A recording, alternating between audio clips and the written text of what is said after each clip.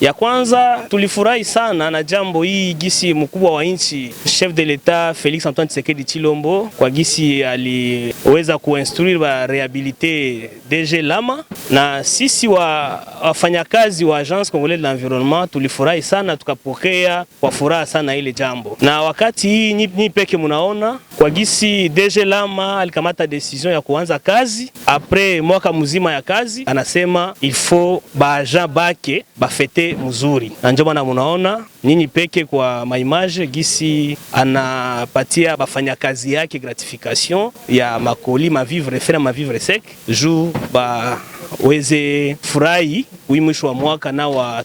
majamaa zao. Na si sawa vile wafanyakazi wa Agence Congolaise de l'Environnement tunapatia aksanti sana tena kwa mkubwa wa nchi na kwa mkubwa wetu Delphin Lama Onyangunga. Tunamsuete mwaka mpya ikuwe na mambo mengi mazuri kuliko tupitisha hii mwaka.